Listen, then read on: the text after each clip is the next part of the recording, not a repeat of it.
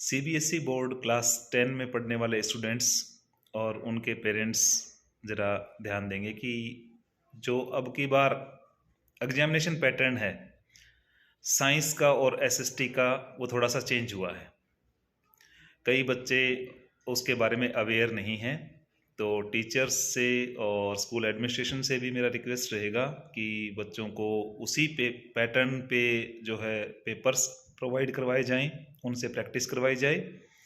तो जो इस बार जो पेपर साइंस का होगा उसमें वो 3 सेक्शंस में डिवाइडेड होगा। First section will be of biology, second will be of chemistry and third will be of physics. Similarly, the question paper of SST will be divided in 4 sections. First section will be of history, then geography, then political science and then economics.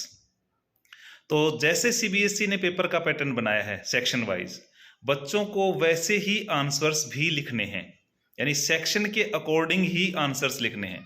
जो last year तक का pattern था, paper भी mix up आता था और बच्चे answers भी मिक्सअप लिखते थे। अगर जैसे फॉर एग्जांपल बच्चे को क्वेश्चन नंबर 4 नहीं आ रहा होता था तो वो उसको लास्ट में लिख देता था, उसको इवेल्युएशन होता था।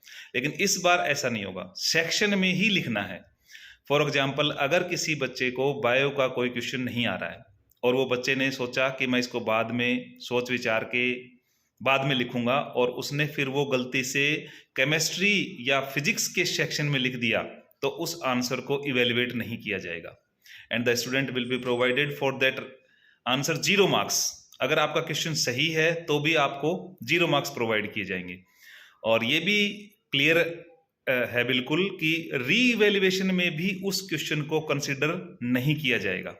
मीन्स अगर बच्चा आंसर चाहे बिल्कुल सही लिख के आया है, लेकिन अगर उसका सेक्शन चेंज हो गया है तो ना ही उसको मार्क्स दिए जाएंगे। अगर आप गार्जियन रीवैल्यूएट भी करवाते हैं, बच्चे अगर रीवैल्यूएशन करवाते हैं, तो भी उस क्वेश्चन को कंसिडर नहीं किया जाएगा, मार्क्स 0 ही रहेंगे।